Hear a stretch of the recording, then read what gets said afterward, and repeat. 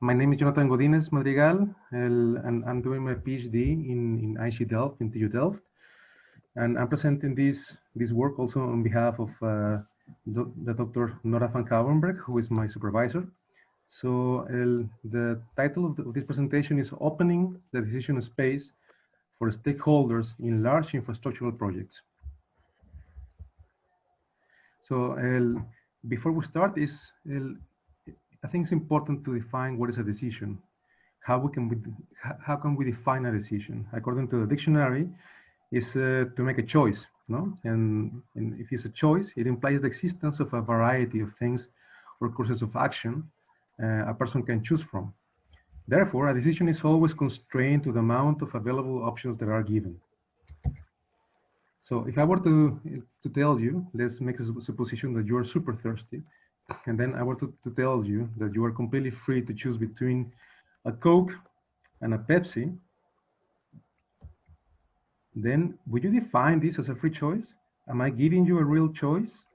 Or is just a fiction, a simulation of choice? So objectively speaking, you were given a choice, of course. But was that a real choice? That's the main question. But first, how can we define a choice? It's a dilemma involving a decision between alternatives and freedom to pick or decide. So real choice involves a real dilemma between alternatives and freedom to decide between them. So if no dilemma is present, then there's actually no real alternatives. So as a question is, can participatory modeling present real dilemmas and provoke real social change? That's a real question that we need to ask ourselves. So to answer that question, we have chosen two case studies, one in Mexico and one in Myanmar. So in Mexico, we have chosen the Sepultio Dam Project, which aims to address an acute issue of water scarcity for two urban heartlands in the west of the country. The project aims to provide more than 8 cubic meters per second to benefit at least 1 million people and stop groundwater overexploitation. Here you can see the map of the project in Mexico. And the second case in Myanmar is a project of dams that are proposed as part of a strategic development plan aiming to produce hydropower to significantly contribute to the mass electrification of the country, at least more than 45% increase in electricity when all these dams are built, and thus to the economic development that they want so much. This is also the map of Myanmar in Southeast Asia. However, there's always a however. So Mexico, the Sepultio project will resettle hundreds of people, and farmers in the donor basin are afraid that the water transfer will aggravate the water scarcity in the donor basin. UNOPS, so basically the United Nations Office for Project Services, was hired to develop a water resources model to test different infrastructure configurations regarded as important for the stakeholders and not for the best alternative. In Myanmar, potential development of 50 new dams would resettle over 15,000 people and severely affect the Ayeyarwady River dolphin, which is an emblem for the culture and the religion of the Myanmar people. The Mitsone Dam alone would resettle 5,000 people, a source of large social conflict. So a research conglomerate was hired to model the Ayeyarwady River basin in Myanmar and to inform stakeholders with the development of 4 different development pathways. So you can see that in both cases, there's a lot of conflict. There is a lot of stakes here at play. So our methodology, if we want to answer if participatory modeling can open the decision space to stakeholders, in Mexico, what we did was a fuzzy cognitive mapping workshop, participatory observation, in-depth interviews with the key actors to collect the most important alternatives to the Sepultio project. Then we scrutinized the open source UNOPS model and the scenarios that they produce, where we replicated the results and modified it to incorporate the alternatives presented by key actors. Then we organized a participatory modeling workshop that allowed actors to design their own scenario. In Myanmar, We conducted several interviews, direct and continuous contact with developers of the water resources model and the scenarios. We also facilitated and had a participant observation of stakeholder workshops. However, we did not have an access to the model itself because it's a proprietary closed source software. So the results, UNOPS, they developed the water resources model of the Donor Basin, but however, they only looked for two kind of alternatives. One where the Sepultio Dam would be 105 meters, and a second one where will be only 80 meters high. Then that of course changes a lot the reservoir storage. And the second kind of alternative is how much volume would be transferred from the donor basin to the recipient basin. So they only look for two kind of volumes: 4.8 cubic meters per second, 8.6 cubic meters per second, and finally they decided a third one, which was 7.5 cubic meters per second, because they concluded that there was not enough water in the recipient basin, so they reduced 11% of that volume. So what happened? What did the stakeholders thought about this model? So the head of the Citizen Water Observatory in Mexico, he said they applied a methodology that was biased to get the results that they heard. That we heard in the presentation. A 100 meters dam. It makes me worried that organizations like this, UNOPS, be used to do this kind of research. We will surely present a formal complaint to the United Nations. A second excerpt is of the community member. They said the government paid $4.6 million for this stupid study. It's not a real study, it's a study of lies. We do not accept the UNOPS team's recommendation because the decision was made beforehand. The UNOPS team did not research for alternatives. All the variables refer to the dam. So then what did we do? Then we took the UNOPS model, and then we developed alternatives that we collected on the field by, as I said previously, many in-depth interviews, a workshop with the actors. And then we found that they proposed at least 5 alternatives, which is to reduce the dam's height, to restrict the urban growth of the of the recipient cities, then having rainwater and storm water harvesting, reclaim wastewater and reduction of non-revenue water in the cities, as well as improving agricultural efficiency and water rights, which then they would later exchange to the cities. Then we develop a user interface in which the user or any participant would be able to choose or select all of the alternatives that I just mentioned you, and then create their own scenario for the coming 60 years and see what happened. We have 5 different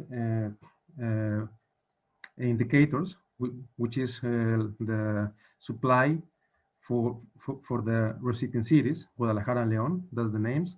Then the economic losses in the donor region, as well as the how much water there is on the aquifer, as well as environmental fluxes.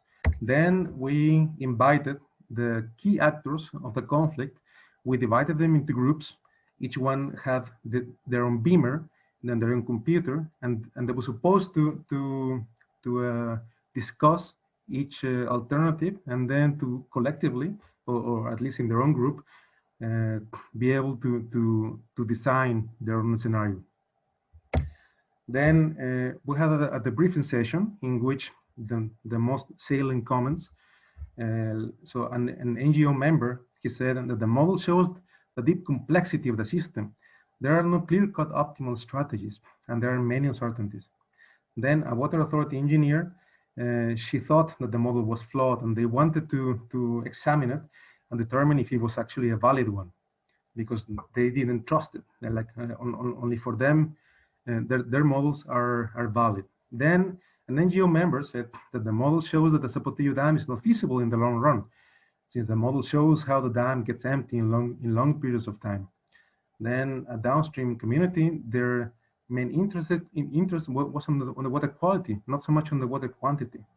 Then a veteran engineer or a retired engineer, he mentioned that the model could be wrong, and as a response to the water authority engineer, but it is impressive how actors with different perspectives have managed to come together and dialogue without fighting.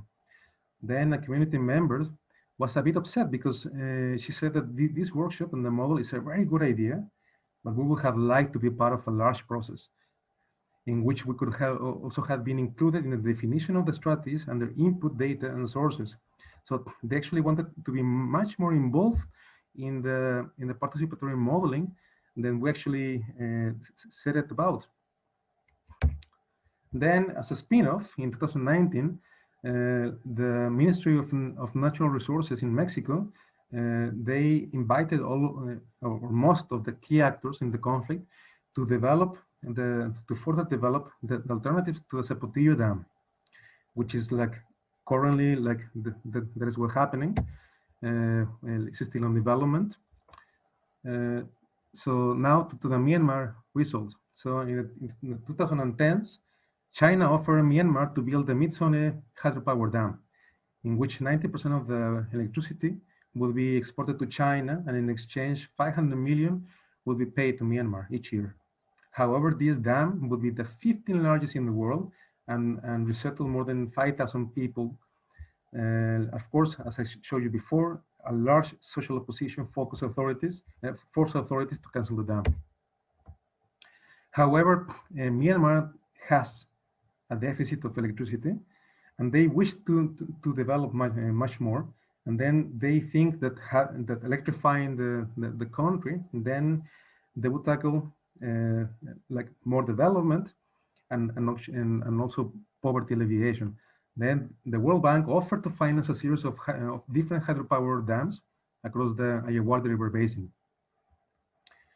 And then to manage the conflictivity, which I already showed you, and improve informed decision-making, an international conglomerate was hired to develop a water resources model to identify water development potential and possible negative effects, especially focusing on the hydropower dams.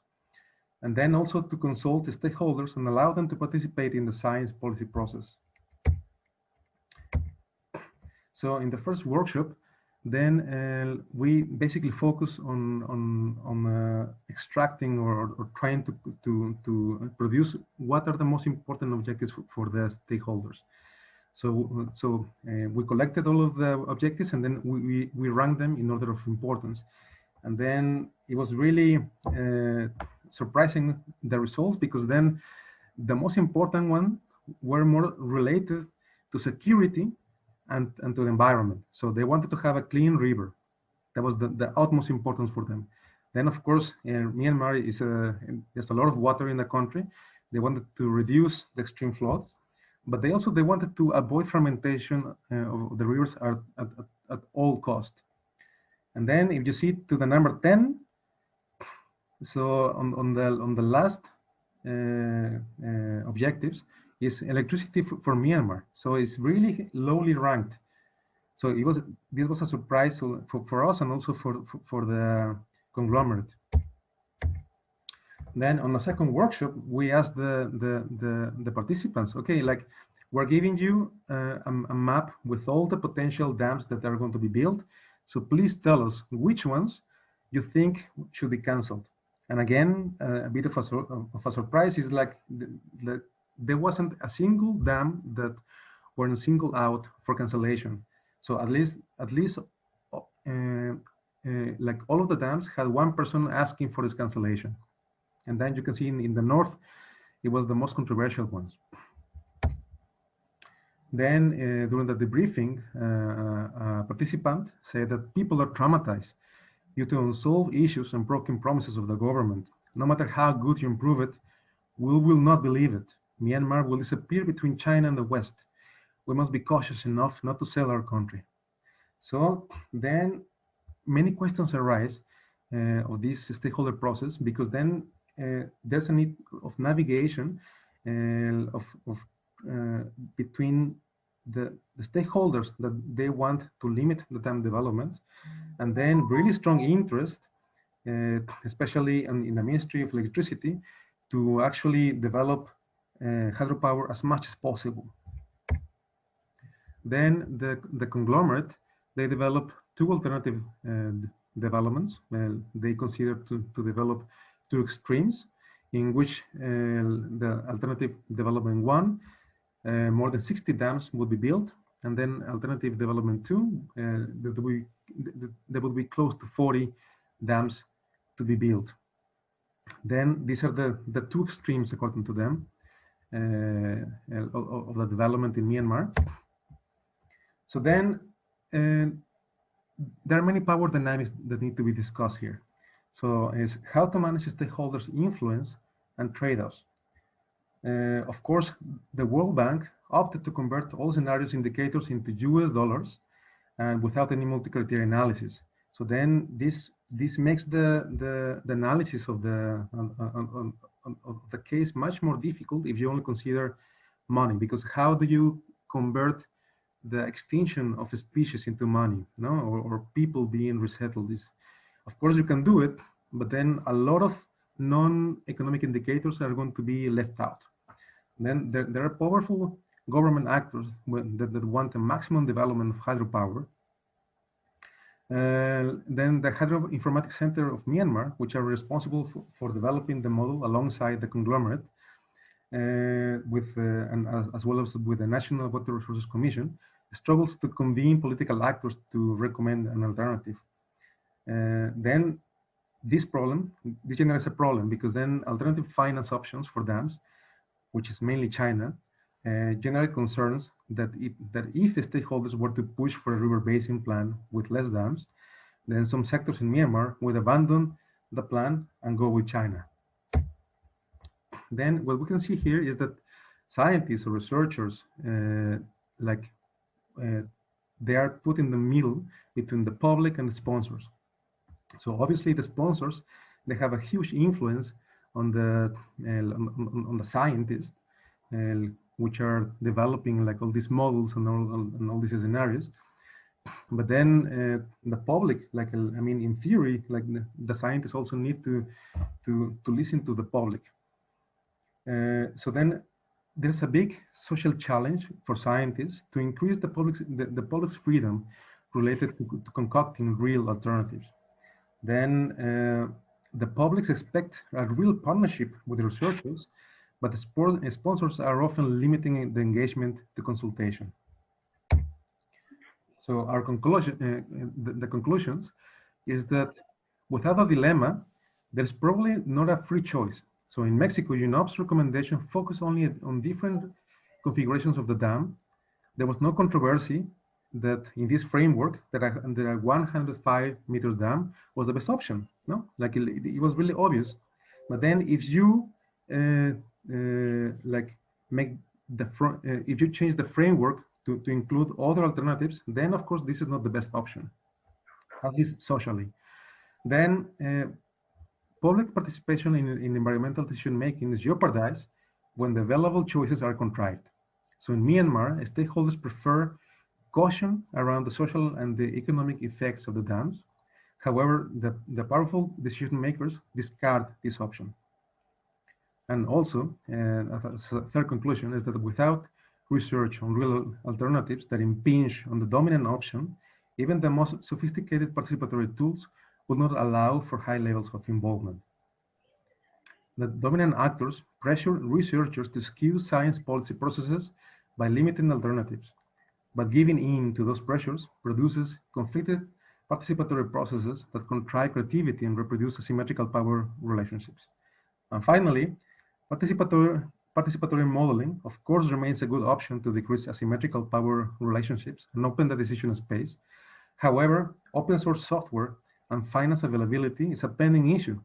So here I propose perhaps we should organize participatory modelers without borders. That is proposal. And thanks for your attention. And if you have some questions, I'm ready to answer. Thanks a lot. Yeah. So we can take questions for both Andrew Bell as well as Jonathan Madrigal. Anybody with questions?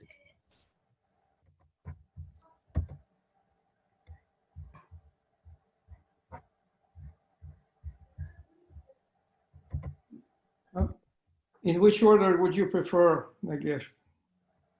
Yeah, for the, let us go first with Jonathan, any questions, and then Andrew.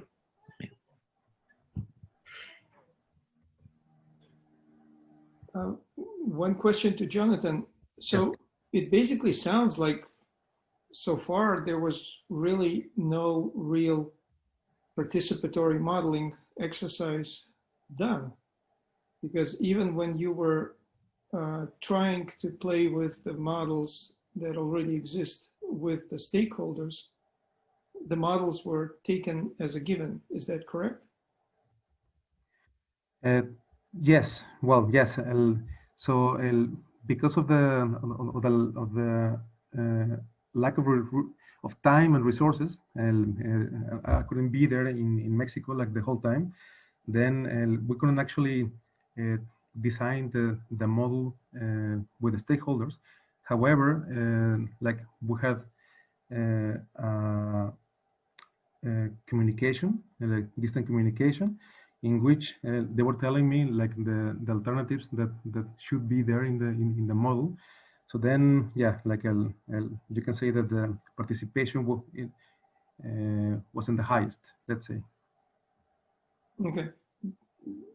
Do you think that you could actually achieve more if stakeholders were actually more involved in perhaps understanding the system and knowing what's going on, rather than just running the scenarios and looking at some of the sensitivities and outcomes, or not?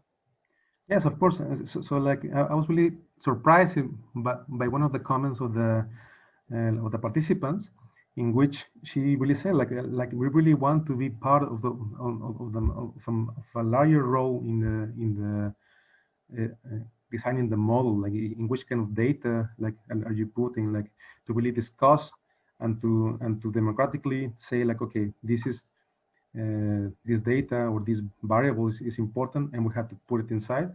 So then yes, so we believe that there is like a lot of potential for or interest from the stakeholders. And so like for my postdoc, we're designing exactly that. Like we want to involve as much people as possible and then make models like really along with them, and then to further the process to make more concrete the alternatives for the Sepultio Dam. I also got one for Andrew, if he's still around. I'm here, yeah. Yeah, so just one thing that I was not exactly clear when you were describing your framework, like you seem to be, in a way, equating models with games. Is there actually any difference in how they are developed? Because I would imagine that a game may be less necessarily a model, or a model could be gamified for certain purposes, but I think there is a bit of a distinction between the two. Could you maybe just elaborate a bit on this? Sure. So I guess maybe what I want to get at is, so imagine you invest in trying to understand some, particular sort of natural resource, dilemma, and the behavioral model that you develop and wish to try and parameterize in something like an agent-based model is one thing, but it could be that I mean, think of all the times you tried to explain, your agent-based modeling decisions to anyone, right? Like it's very difficult to do in a short span of time because typically it's layers and layers of assumptions that are difficult to digest. So you might find that in order to try and inform that empirically, you have to simplify even further. And so the scope of what you can credibly believe that you and your participants have a common and shared understanding of within the span of a sort of an experimental window of 90 minutes or 40 minutes or whatever it is possibly a much simpler, sort of more stylized model. So in the sense, to the extent that what you embed in your agent-based model is a stylization of reality, I'm suggesting that possibly what you're able to credibly embed in a framed field experiment is maybe even a different and possibly simpler stylization that may or may not match well with the stylization you've embedded in your agent-based model. And so reconciling those two things is a bit of a challenge, is I guess what I'm trying to put forward. Yeah, and I think it is a challenge, and I think they are quite different in a way, and also with different goals, because you can basically be designing games in a quite different way that you would be designing models, because from a certain point of view you're less interested in validation verification. You're probably more interested in the excitement and the engaging kind of properties of the tool. So you might be actually sacrificing some of the reality for the sake of making this more playful. Sure. No, absolutely. I mean, I guess maybe that's a dimension I didn't get to, but absolutely. The more time I've spent with this as a tool, the more I've just begun to believe that they're wonderful as learning tools, and they're wonderful for making hypothesis tests and identifying changes under different conditions. But I feel like that's sort of a boundary for how we can carefully and appropriately use the findings. Mm-hmm. Yeah, interesting. Because one of our students actually going to be presenting tomorrow about the ideas of gamifying the participatory modeling process. And I think there's quite a bit of things that she could probably also learn from you. It would be an interesting conversation. Sure. Nagesh, any other questions? There's actually one in the chat that I see for Jonathan. Were there participants who did not have electricity themselves?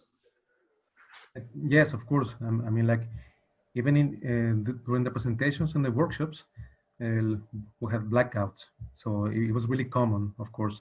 Then, but at least like the participants that were in the workshop, they prioritize much more like their lifestyle, as poor as it could be, instead of losing part of the importance and ecological and cultural importance of the river. So they really feel like if the development goes on, yes, they will become richer, but at a cost. And then so yeah, like I think they were really well aware of the trade-off of having electricity everywhere, but then they don't want to pay the cost, and then that's the dilemma I was talking about. So you cannot have everything, and then you have to find balance somewhere somehow. However, the alternatives presented until now, there's really like no dilemma at all. It's like, yes, we're going like to build a lot of dams, but there isn't any dilemma. So basically, it's like we have to cope with the extinction of species and the social resettlements. Yeah. Alexi, one question to Jonathan and to you together. When the researcher himself is from that area, is one of the stakeholders in some way, like myself, or possibly even Jonathan himself, at least I get biased at thinking that I know all the perspectives. I don't really need participation. I force myself to go for participation, but I seem to have more bias in that sense than an objective researcher from outside. Is that a common problem, or how? I mean, have you experienced that, Jonathan? For example, I saw Alexei saying you have not actually conducted meetings or spoken to participants much. Is it because you feel yourself know, like I feel I know about my situation? No. Just a quick correction. I never said that. I said that Okay. the model itself was not apparently developed and built with the participants involved. The model was used with the participants. That was my own question. It was a question. It wasn't a statement. Okay. I think what you're saying is very valid. And wait, let's listen to Jonathan. Did you understand what I was trying to say, Jonathan? I think so, yes. Yeah. So, I believe, so like, I don't share that, I don't share that opinion. So I may have, of course, my own preference and think, okay, like this is what should happen.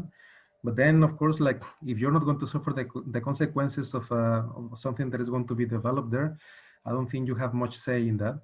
And then I feel, at least in the cases of Mexico and Myanmar, is that like the developers or the engineers, they sometimes take the liberty to express their opinion and express it in how they develop the models and specifically on the scenarios, on the alternatives. So then, so I'm not really sure if there's like a kind of self-censorship, you know, like this is the part that is not really easy to get information about. Like if it's the sponsors who are limiting the decision space of the scientists, or if it's the scientists who themselves think they should do it in this or that way. But usually, yes, like I think scientists should try to take a step back and then just become a tool of the participants, who are more than entitled to want to have certain scenarios or certain model built in a way that expresses better their interests. Yeah, these are actually pretty exciting dilemmas, because it also connects to this whole issue of democracy versus top-down decision-making. And what we also find is that in way too many cases, democracy may actually take a bit too long to solve problems, especially when they are very urgent and life-threatening. I mean, if you start to vote on how to leave a plane that has crashed, probably you'll be in deep trouble. So there should be some kind of a balance between the expert-based approach and the purely democratic approach. That was also something I was kind of implying when I was asking my question to Beatrice, and to what extent participatory modeling should actually serve only the democratic process where everybody is happy, and whether it's even possible to have everybody happy. I would say, at least to me, it's an open question. Yeah, I would say, for example, like that following your own example, Alexei, is that if you're given a choice of taking a plane or taking a car, and then you are kind of forced to take the plane, then it's really difficult to just like go down if you realize that the car was a better option. Then there's like also this path dependency that, of course, you're urged because of the situation to make a decision. But then once you make a decision, if you took the decision really fast or in a hurry, then it's really difficult to try to go back if you realize it was a bad decision. Okay, so then, yeah, of course, it is a dilemma if you prioritize like acting now to solve a problem, or try to deliberate a bit further just to be sure that you are taking the right decision. Yeah. Beatrice, you want to add something? I saw your mic. Yeah. It's important not to see that something is democratic as something that everyone has a say in every I mean, for example, a planning process. For it to be democratic doesn't mean that everyone that is somehow related to or connected to the issue has to have a say in every step of the process. That wouldn't be democratic, because, I mean, we have so many practical issues. Not everyone has the knowledge needed to make wise decisions. So we have to be very careful of how to use participation. In what particular steps should we prioritize participation? So more participation doesn't at all mean more democratic.